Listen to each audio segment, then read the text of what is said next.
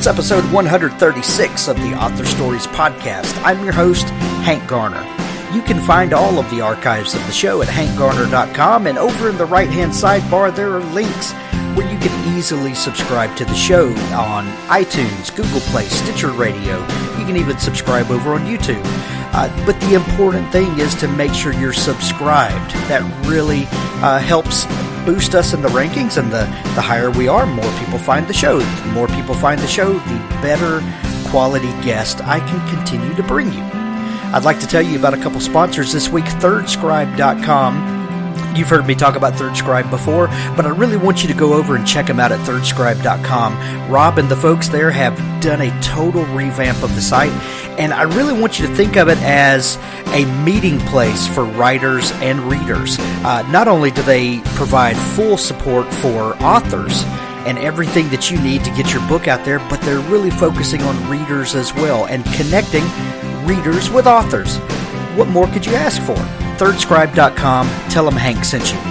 Also, we've got a brand new sponsor this week I'm really excited about.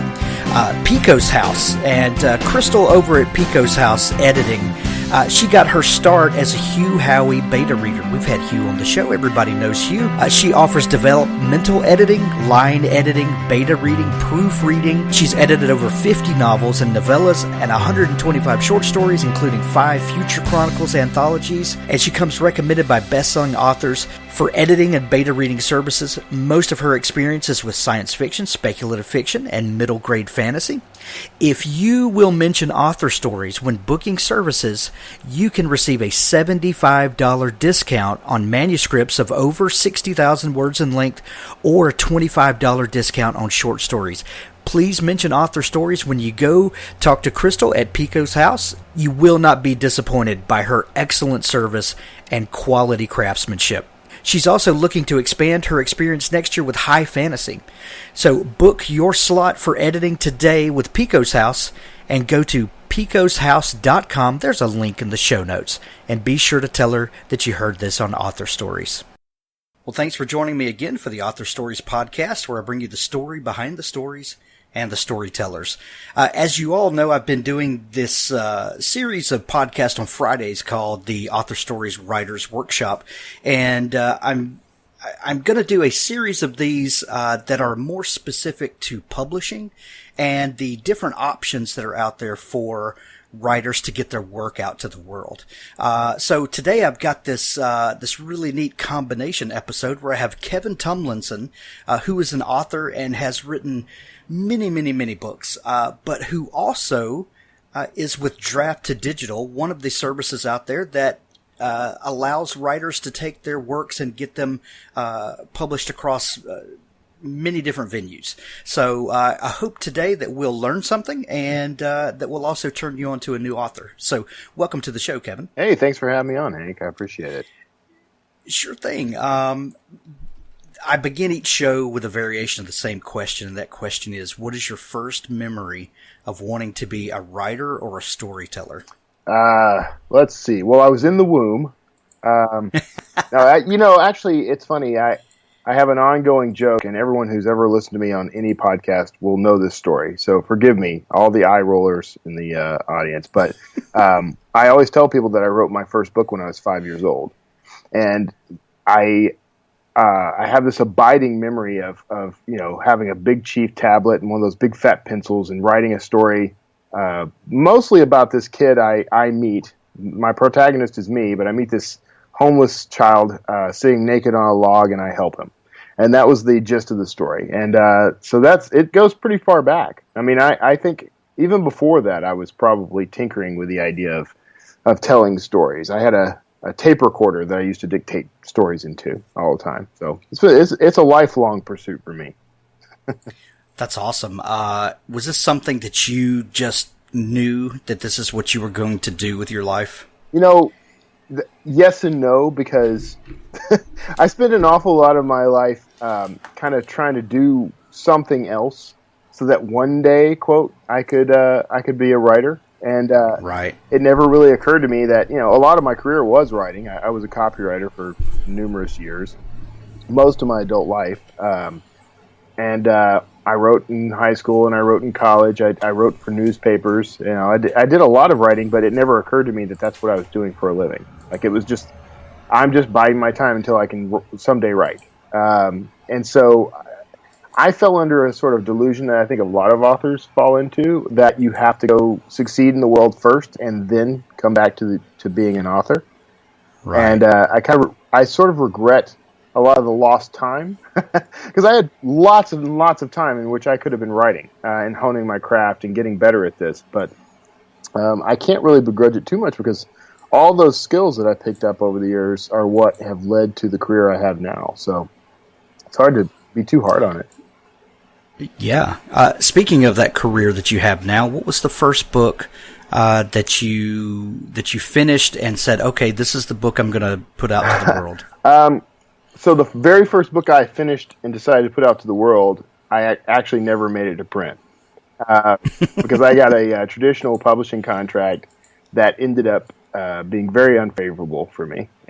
I had an advance. I had all kinds of things kind of going for me. The dream had been acquired, but I ended up paying back the advance, kind of having to dip into my savings to pay back what I'd already spent. And that book never saw the light of day. But the first book that I published under my own steam was Citadel First Colony, which, I say what you will, I don't know if this was... at the time, I thought this was a very bad decision on my part. Later, I think it was probably the best decision. But when I published it, I wrote book 1 of 3. And had no idea whether... what the next book would be about. Writing that first book was an arduous task. It was difficult. The second book was even tougher. So for several years, I actually just really regretted writing those words on the cover, because I had not originally planned for it to be a trilogy. I just, for some reason, when I published it, decided this will be the first of 3, and then I had to really hustle to get the rest of the books written after that. Well, I think, the conventional wisdom is that series sell better than standalones. And if you're going to be a serious author, you need to be thinking series and all of that. And well, to put it in perspective, a lot of promotions that you can get through, say, Apple iBooks or Kobo or others, you basically, in BookBub, that sort of thing, those promotions generally go to the people who have multiple books in a series. If you have one standalone book, your odds of getting promoted are a little tougher, we'll say. Yeah. And but none of that was in my mind at the time. I mean, this was brand new. This was 2008. I've heard that I can publish via KDP, which I don't even think it was called KDP at the time, and I did it. Now, 2008, that was right before, was a couple of years before the wave crested and this whole indie, revolution started. Right. Yeah. So what were the options at the time for getting your work out? I mean, Amazon had already cobbled together what would become known as KDP and CreateSpace. I believe they purchased CreateSpace. I'm not sure. I don't remember.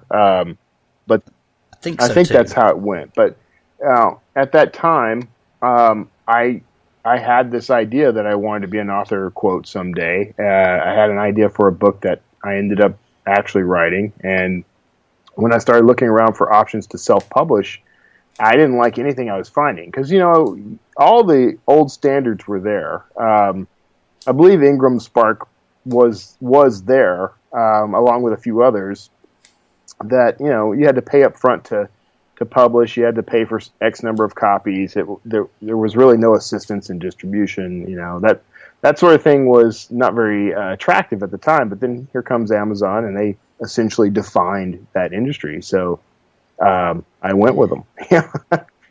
Well, and also when e-readers became viable and became ubiquitous, that really changed the game, because I remember in the earlier days of the internet, you would have like these marketing types that would sell ebooks, and it was basically a cobbled together PDF of some different blog posts and things like that, and they would sell it for $20 or something, that get the the secrets to X, Y, and Z or whatever. And it was really just bad marketing and a lot of snake oil and stuff like that. So when you got e-readers and you actually had a platform to distribute these ebooks, and some legitimacy came to it. And I hate to use that word, but it's kind of, I think it allowed people to take it more seriously. I absolutely agree with that. I mean, I remember one of my favorite birthday gifts was my wife actually bought a Kindle reader for me, and I just loved it. I mean, the whole notion of I can carry an entire library around with me. That's just fantastic. And I think the sort of the shine and polish of that idea has faded now that we have tablets and iPhone and Android and everything has kind of provided a new platform for reading. But there's still that was the first swipe, I guess. That was when it all sort of, the reality of ebooks as a viable way to get into the publishing industry. That's when it hit. So I was proud to be a part of that. I was not one of the big, I didn't get in on the gold rush at all. I somehow managed to be clueless through all of that. And did not realize that there were people out there making, $100,000, a month or whatever. I mean, John Locke, holy crap, But that reality didn't quite catch up with me in time. But actually, I'm kind of grateful that it didn't, because it would have been very easy to let myself be sort of drawn in to the sort of dark alley of that whole business and end up paying for it by losing readers. And a lot of those guys aren't around anymore. Some of them are, but a lot aren't. Right. So back to your writing for just a second. What genre was that first book that you published? I primarily wrote science fiction most of my career. I recently started writing thrillers, but I'm a very dedicated cross-genre author now. Like I love telling any kind of story that catches my attention. I love the challenge of dipping into a new genre, for example, and it's been very beneficial to me. It is the longer path. If you're trying to be successful as an author, it does take a little longer when you're not as focused. People like to put you in a category and they like to keep you there, Yeah, but that's so unfortunate. I downloaded your book last night, the Coelho Medallion. Coelho, is that how you? Coelho Medallion, and it is fantastic. It is really, really good. I'm a sci-fi fantasy kind of guy for the most part, but man, I love a good thriller. There's just, and I think as readers, we don't have a problem shifting gears. We might read a space opera one week and maybe a high fantasy the next, and then a real page turner thriller. Why do you think it's so looked down upon at authors to dabble in different genres, where as readers we don't mind doing that? I don't know. I think that it's a holdover from traditional publishing largely, because if they're going to market you, they want to be able to do that consistently. So I feel like that's part of it. The myth, to me, it's a myth, because just like you're saying, I've seen readers make the shift quickly and easily. The myth is that readers prefer to read in one genre. Like once they discover an author and that author writes, cozy mysteries, they only want cozy mysteries from that author from now on. I don't necessarily think that's true. Most of the authors I loved growing up wrote in different genres. Orson Scott Card was probably one of the bigger influences on my career, and he's written everything. He's written sci-fi, of course, Endgame and everything connected to it, but he also wrote he's written nonfiction. He's written some mysteries of a sort. I guess he wrote sort of a haunted mystery, I guess. He's written some things that sort of defy categorization, and I've read all of it and enjoyed all of it. And I think that truly good authors can do that.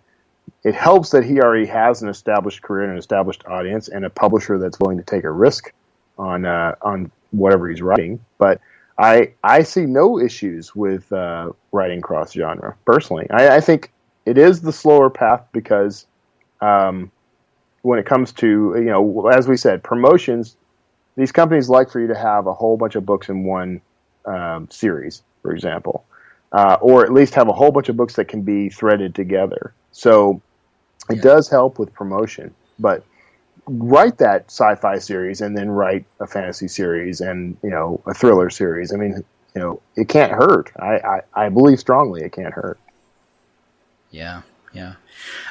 At what point did you realize that you were onto something? Like, okay, I've got this book out. Some people are reading it. It was a very fulfilling experience, I assume. And I think I could do this again. At what point did you realize? Okay, I'm an actual author now.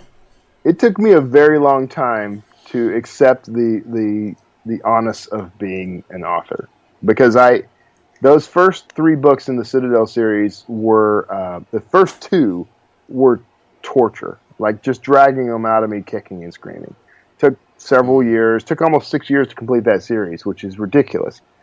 When I got to that 3rd book, though, it was make or break time.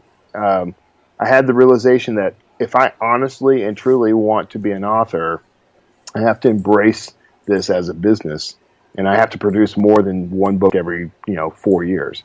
And so I sat down and worked out a way to do this. I worked out a formula for myself and a discipline for myself, which I wrote about this in 30-Day Author, but in general, it's sitting down every day to write. That's the sort of that's the basic premise there, and it's not glamorous and it can be painful, but once you kind of get into the habit of it, it works. And at that point, that's the bulk of the books that I have my name on were written in a 2-year span, because I now had a means and I had a drive. So when I decided I was an author was that day that I really it was further along. I didn't quite accept that I was an author until I'd already had about 4 or 5 more books out, and realized that I was accomplishing the very goal that I had set for myself. That I'd actually, I'm making money from this. I'm able to do this full time. I'm able to talk to people about the work. I know what I'm talking about. Holy crap, I'm an author. It sort of came on me suddenly one day. I think in the shower. I think that happens to a lot of people. Speaking of the 30-Day Author, I was actually kind of driving toward that. I think a lot of authors that I've talked to have this sort of internal struggle at one point or another. Not that they live with the struggle, but I think everyone has thought about this before, that we have to balance, especially if you're self-publishing, or even if you have a traditional deal, there's so much that's put on the author now that maybe used to not be that way. But we definitely have to balance being a creative person and dreaming up these stories, and hopefully we have something to say in the midst of what we write, and being a business person, right. and balancing, if I'm going to be a successful author, I need to increase my output. I need to be prolific. I need to get to build my back catalog and all of those things that we talk about. But at the same time, I don't want to, sacrifice or sort of distort or water down my artistic side. So when you develop a system like the 30-Day Author, how do you, as a creative person, because you started as a creative person and as a storyteller, how do you ensure that you're being true to your vision and what you have to say? It's funny because literally today I just posted on the Draft to Digital blog a post about defining your ideal reader. And it actually is the answer to this question, because the way you keep all this straight and the way you keep yourself motivated and the way you keep yourself on track is to define who it is you're writing for. And there are multiple benefits to this, of course, because for one, as a fiction author or a nonfiction author, knowing who is reading your work, knowing that you wrote this for a particular person, helps you to hone your craft, helps you to become better at it. It helps you make decisions easier. If you're stuck in a plot, you're stuck in a story and you don't know which way the character should go, you can think about your ideal reader and what they would like, and that helps you make your decisions. But it also helps in the marketing side, because once you know who that ideal reader is, you know how to promote, you know where they're going to hang out. You know that if I place a Facebook ad and I target these other authors, my ideal reader will see my work. So that, to me, that's the answer. That's how you keep everything straight. That's how you keep yourself moving forward all the time, is knowing that ideal reader and always producing for that person. So it's not a matter of, well, it's either my art or it's filthy mammon. Yeah. It's making sure that the thing that we wrote for these people actually get to. Yeah, this is a service business. We're all servants. Right. We're all serving this population of people who want to be either entertained or informed or inspired or all the above. And your stewardship, if you will, is that you are, whatever you're creating, it needs to be aimed at that group. It needs to serve that group in the best way possible. I understand the sort of trepidation and fear that comes with, am I selling out on my art? When we talk about things like writing to market, and Chris Fox, by the way, wrote an entire book about this. It's very, very well done. Right. But when we talk about that, there is always that inevitable question about, if I'm just writing something to market, and am I being true to my art? Because this is art. We don't get into this specifically because, you should not get into this if your goal is, I just want to write books to make money, because that's never going to motivate you enough to keep doing it. This is arduous work, right. This is come back to it, daily grind kind of stuff that if you don't have a passion for storytelling is going to become tedious and monotonous and painful. But at the same time, it's a business. And if your goal is to make a living from your work, and whether that's fiction or nonfiction, sometimes it's not really a compromise. I was about to say you have to compromise. It's not really a compromise. You just have to be savvy and aware of what your audience needs and wants, and be willing to serve that audience. So you're not making compromises. You're creating the thing that your audience needs most. And if your motivations are driven in any other direction, you're doing it for the wrong reasons. Yeah. Well, and it doesn't matter if you create this lavish work of art and your mom is the only one that reads it. If you have something to say, you need to find a way to get it out to people who there's certainly nothing wrong to read that. There's absolutely nothing wrong with an audience of one if you had no goal or ambition beyond that. The kid that does a crayon drawing that goes up on the fridge got all the award he was looking for. Right. He has an audience. That audience appreciated his work. He got all the kudos that he was looking for. The artist who paints in quiet in her garage / studio and hangs her portraits or her landscapes up in her own home, and they're appreciated by guests and they go no further. She's quite content as well. But if secretly she wants that work to be out and hanging in a museum, well, now she has to start thinking more strategically, and she has to start considering the needs and desires and wants of someone other than herself. If you are your audience, then your work need go no further than your laptop. But if your goal is to reach others, there is a kind of compromise, I suppose, in that you have to be willing to bend and do the work that's going to appeal to those others, and whoever that ideal reader happens to be. Now, you can be your own ideal reader, and you can publish. The means are there. You can go out and put your books out, and you may luck out. You may be just the sort of reader that others can identify with, and that's great. I mean, you can be your own ideal reader. It's just that you have to consider, what does this person want? Is there enough demand out there to justify all the effort that's going to go into this? And sometimes the answer is yes. Yeah. the 30-day author, because this is NaNoWriMo, National Novel Writing Month. Yes. And kind of the idea of NaNoWriMo is to write a novel in a 30-day Right. period, without giving away all the nuggets of wisdom from your book, The 30-Day Author. Are you basically advocating that this is how authors should be working, kind of the way we do in November? Well, okay.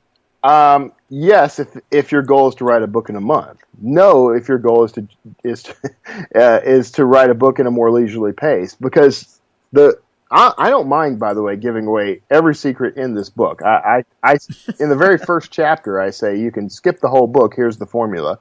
But the point of 30-Day Author isn't actually to write a book in 30 days.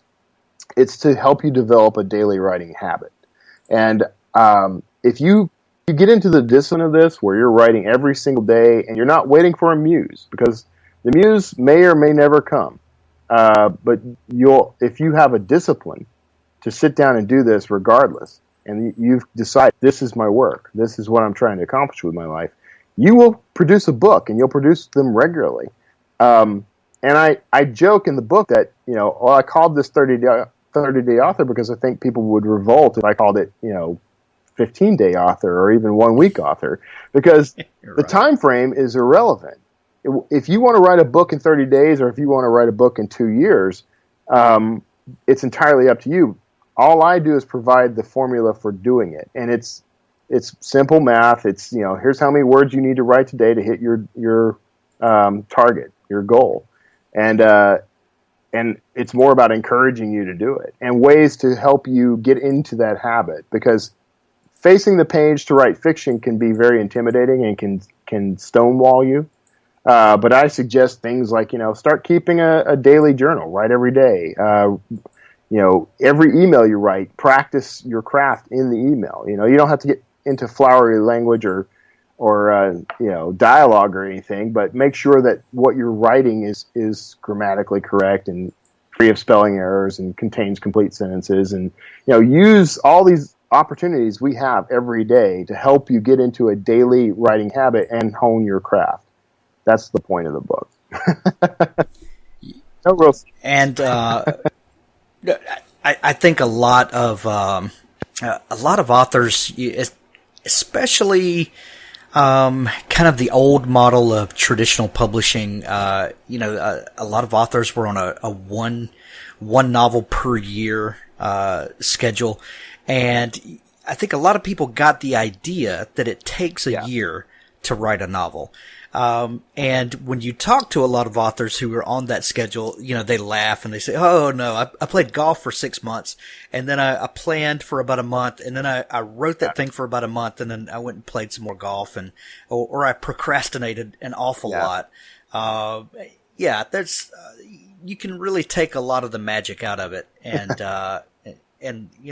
this is actually doable, as a lot of us find out when we do, NaNoWriMo for the first time. Here's what's interesting. I've talked to a lot of traditionally published authors, some pretty famous ones. You have too. And overwhelmingly, you do get that response, that it took a year to write this book. And I actually think that the reality of that is it didn't take a year to write the book. It probably took about a month, maybe 2, maybe 3, to actually write the book, once you total it all up. The rest of that year is actually spent on things like, putting it in front of your editor, getting developmental editing done, getting copy editing done, rewrites and revision, and all the things that come from that. And so, the actual writing of the book, it happens very quickly for most authors, I believe. All the authors I've talked to, a first draft comes fairly quickly. The rest of it is what takes the time. And for the indie published author, I think that you could stretch this out to a year easily. I think though that there's a real advantage to thinking in terms of your minimal viable product instead of I gotta spend a year grooming this book. I think that most indie authors will benefit from getting the book to as close to perfect as it can possibly be within a set time frame, say a month to 3 months, and then getting it out to the public to start getting some feedback. That's not a popular idea with the traditional world, though, at all. Right. So let's switch hats for just a minute. You also work with Draft to Digital. Yes. First off, tell us what Draft to Digital is. Who are these people? What do you guys do? And how does this affect or benefit indie authors? All right. Well, Draft to Digital is for all intents and purposes, what we do is help you first with converting your manuscript. So you can come upload your Word document, or if you've already formatted it as an EPUB, you can upload that as well. We do a free conversion. We don't charge anything for this. We have probably the cleanest conversion you're ever going to get. We haven't found any other software that does this quite as clean. We take out all the junk code and everything. Microsoft Word is famous for this. They'll have a bunch of junk code. We take all that out, clean it out. It makes the book nice and lean, has a great layout. We can automate certain processes for you, such as all the front matter and in matter stuff. So your table of contents can be automated. We can have an about the author can be automated for you. You enter this information, but we can place it, lay it all out. It's all done automatically. And if there are any issues, we have like the best customer service I've ever encountered. I should preface this, by the way, by saying that long before I ever came to work with these guys, I was a huge fan of them. I always promoted them all the time. On my podcasts, on anytime I was a guest somewhere, I mentioned them all the time. So I've been a big fan for a while. But so that's the first thing we offer, and it's all free. And some very cool built-in tools can be included in that. You can actually, by the way, use us to convert your manuscript into a .mobi or a .epub file and upload that to other services without ever using us. And that's absolutely free, and we're fine with that. But the second part of what we offer is distribution. And we have a number of distribution channels now, including Apple iBooks, Barnes & Noble, 24 Symbols. We've got Scribd. We've got a ton of them. And we're very picky about who we let in. So we vet those services. We're looking for the kind of vendors who pay on time, who don't have a ton of trash work in their catalog, because we vet authors as well. We don't allow, you mentioned this earlier, but those books that are just content scraping. Some went online and found a bunch of blog posts and dumped them into one big file and called it a book. And we don't allow that. So we spend a lot of time vetting on both sides, which is beneficial to both the author and the vendor. And because we have this huge catalog of authors, because we've got about 26,000 authors in our database right now, more than 100,000 books in our database, we're a big client for these vendors. And because we take care of customer service and any issues that pop up, we deal with those issues. And because we have this large catalog, we're able very frequently to get special promotions and deals from these services, and then we can pass those on to our authors. So there's a lot to Draft Digital. We developed this tool we call Universal Book Links, which is aimed at discoverability for authors. And I would love to talk about that if you're up for it. But we've got this whole tray of services we offer, including a lot of stuff behind the scenes, and then we're constantly developing new things. And all of it is free. We have this. I love that this is a fact about the company. We were founded by an author and some other guys who are coders and programmers, so they're experts in the technology. But the fact that we have an author in our DNA has made a huge difference, because I'm an author, of course, and so we're a company that's founded by and operated by people who understand the needs of the indie author, and so we're constantly looking at how can we help indie authors succeed. And one of my favorite things about Draft Digital has always been that we never want to charge the authors directly for anything, because the way we're built, we only succeed if the author succeeds. That's a huge motivation for us to make sure those authors succeed.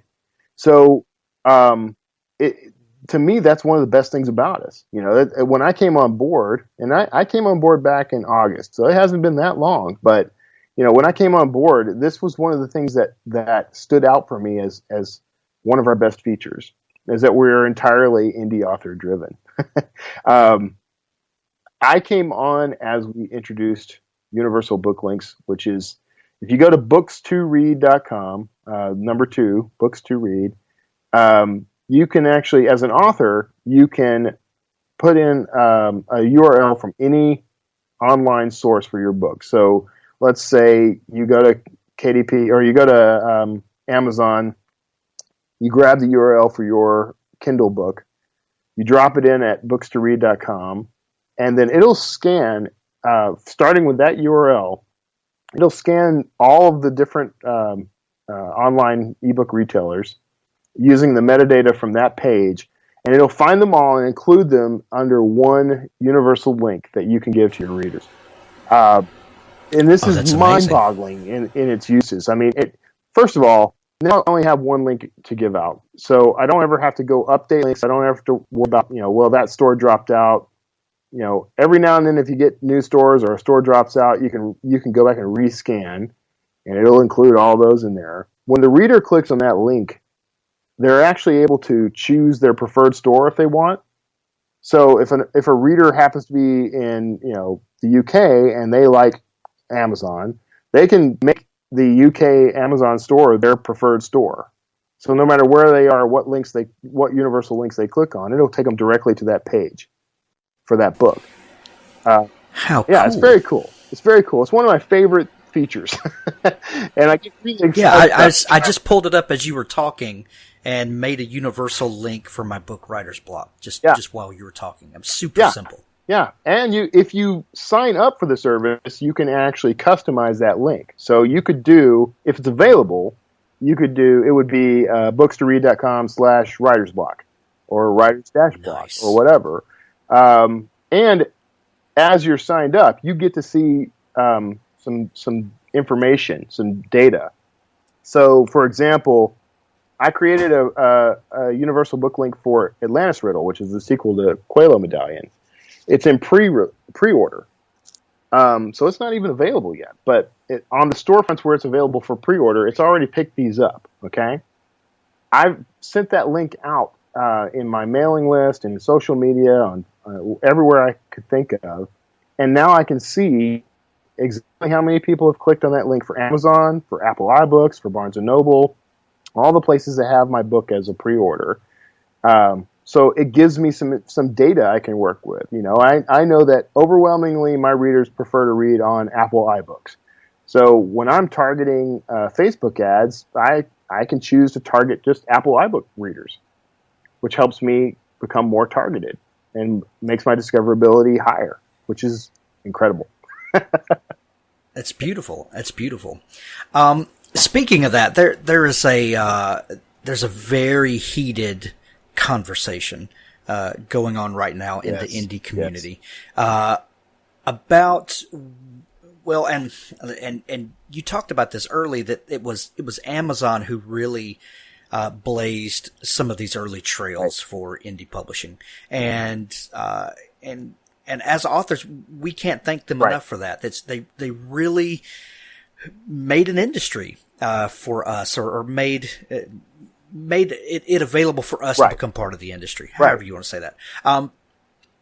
But they have their very specific ways of their distribution channels, and they have KDP Select, which puts your books in Kindle Unlimited and kind of open you up to an audience there. And there may or may not be advantages in the search algorithms. We don't really know. I think we can assume that if you are in KDP Select and and you are publishing only at Amazon, I think we can assume there's some benefit to that. But the other side of that is going wide, and that is going with Amazon and with iBooks. You said that a lot of your readers are over on iBooks. There's also Barnes & Noble, Kobo, which is, I think, not as big a competitor in America as maybe they are Canada, but that's a huge section of readers that are over on Kobo, and then we've got services like Scribd and the Google Play Store and all of that kind of stuff. In this day where this is a really hard choice for a lot of authors, because do you want to have good visibility in this one bucket, or do you want to have a broader tub that you're in that you have the potential to reach more readers, but is that actually feasible?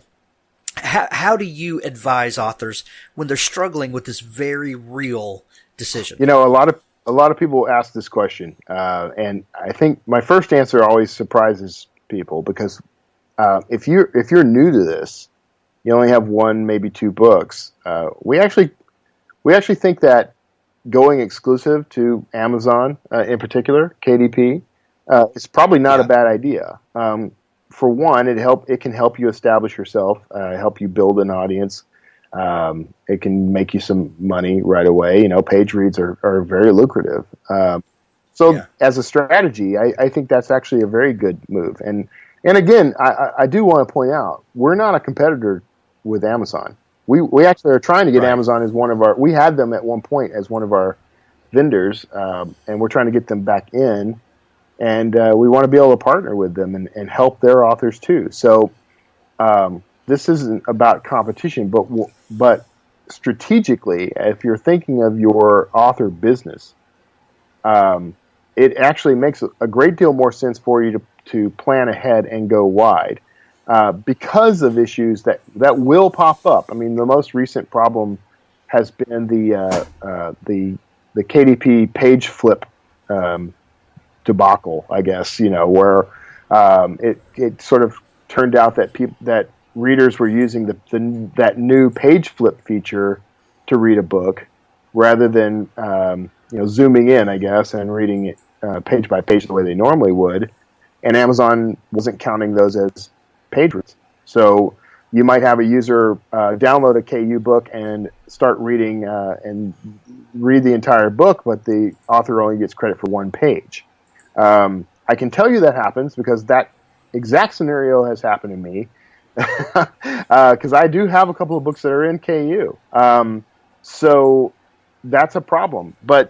And Amazon will fix this. I have absolute and utter confidence in them. It may take a while, but I think they'll fix it. But the problem for the author is if your income was dependent, entirely on KU, that really stung. That's a big chunk of your income that disappears overnight. But if your books are wide and you've spent your time building a platform that includes wide distribution, you have a buffer. It's a lot like buying stock. If you put all your money in one stock, the risks are very, very high. It may be a good stock. It may pay off. It may be the Apple of stocks, right? But eventually, if something goes south and that stock tumbles, it's going to take you with it. Amazon can be very lucrative to the author if you're exclusive, but if something happens, and it will, we've already seen it happen, it's going to hit you hard. So your better strategy is to plan for reaching a broader audience. And I think that I don't really know very many authors who grow up dreaming that one day they'll be read exclusively by Kindle owners. I always wanted a wide audience around the world, and I think most authors do. Which is not to say you can't have a worldwide reach in KU. It's just that there is a limitation to how far they can go. There's a ceiling, and to me, it's better to spend your time and energy planning ahead and figuring out ways that you can customize and appeal to specific audiences in specific regions. You said that you yourself have a couple of books in KU. Do you find that certain genres do better in KU, and certain genres do better wide, like maybe over at iBooks and Barnes & Noble? Yeah. Now, if your follow-up question is going to be which genres, I'm going to have a harder time answering this, but yes. No. I just my question is should this be part of our decision making on whether we go wide or narrow? I mean, to me, I see a lot of science fiction tends to do better narrow. I've noticed, but I think that's because it's less a function of KU readers are more receptive to science fiction, and more about science fiction doesn't get as much promotion on other platforms, which we're actually seeing that shift. Apple iBooks in particular, I think, is starting to take notice of these sort of larger sci-fi audience. The truth is, like any business, your attention tends to go to the easiest stuff first, okay? And largely, romance and thrillers dominate the world. I mean, depending on where you are in the world, romance and thrillers have a varying degree of influence. But in the United States in particular, and in the UK, thrillers rule. I mean, they top everything. In the US, romance tends to be the way to go. So those genres get the most attention because they're the easiest to sort of score from. It's the same reason that authors gravitate towards writing in one of those two genres. If you don't believe that, there are 4 or 5 different Romance Writer Association conferences that I can point you to that are packed every year. So that's one of the reasons why I think science fiction tends to not do as well. Just as one example, tends to not do as well on other platforms or other vendors. But we are definitely starting to see that shift. And it's interesting. Right now, you called this a hot topic. It truly is. There are so many authors who are now saying, this is the time. I need to go wide now. I wish I had gone wide a little earlier. Some folks are like that. And then there are those who are diehard fans, by the way, and probably will never leave KU because that's where their audience is. So, well, and just in a very practical sense, I'll use myself as an example because that's really the only perspective I can speak from. I have books in KU, and a good portion of my income comes from page reads, and so. I think we all get a little nervous when we have our eggs in one basket, and rightfully so, because we don't treat anything else in our life the way we do our publishing. Right. In a lot of sense, we don't depend on this one thing. We all know we should diversify as much as possible. But I know that if I take my books out of KU tomorrow and I go wide, next month my income will not be what it was this previous month. Now, I may build that up over a few months, but I'm going to have some dry months in the meantime. You are, and go ahead. I'm sorry. No, I was just going to say, what kind of advice do you offer to authors who, maybe we know that we should go wide and diversify, but it's going to be hard to do. I talk about this a lot too. I mean, a good strategy and one that can be a little less painful is first, take a good look at what's earning on KU for you, and you can start migrating out some of the books that aren't, that have kind of passed their prime. We know that typically the longer a book's out, the less impact it has. So, if you have a series, let's say you have 15 books in a fantasy series, and each book has done phenomenally well on page reads, but now we're going to take a look at this from the 80-20 perspective, and I don't know if you follow that, but the 80-20 principle, where you so for your listeners, just in case, I mean, you want to find the 20% of what you produce that gives you 80% of your results, right? So in this case, take a look at your catalog of books and find the 20% that's doing well, and then start moving the rest out. if you've got a series of 15 books and the first 5 have already sort of played out and they're not earning you as much, then go ahead and take that first book and release it wide. Take it out of KU. And the advantage here, by the way, is you've already got 15 books. So you could release a book a month on other platforms and start hyping it, start promoting it, start getting out there and talking about that book as if it's a brand new release. Because to the eyes of the rest of the world, it is. It is a brand new release. That's and because you have reviews on Amazon and you have, momentum on Amazon, you can point to that as success and proof, social proof, right? So get out there, and it's a little bit like starting over, but I think people tend to think in terms of a zero-sum game. Like I'm either all in or I'm all out, and I don't think that's the case. I work for Drafted Digital, and I still have a couple of books in KU because there's an advantage to having that. And over time, every book I have will eventually be distributed wide. But for now, these books get to stay. So I think the best strategy is start looking at start looking at it as a strategy instead of the only venue open to you, right? Get strategic about how you deal with it. Yeah. Well, and what I'm picking up from you is if we've worked hard to build a back catalog, to look through those and find those that are not performing the way we want on Amazon, and look at how we can approach this in a brand new marketing way on other platforms and give an old book new life. I think that's fantastic. I like you said, I do think that we approach it as a zero-sum game, and we think that if we have 15 books, they're either all in or all out. But we need to approach each one of those as its own separate entity that has a life of its own. You really have to think in terms of you've created a product, and you've had some success in this one market for a very long time. There's nothing at all wrong with that. We humans are funny creatures. We like to hold on to what's comfortable and familiar. What I sort of advocate is mitigating your risk somewhat. Keep your books in KU if you're doing well, and these several books are doing well.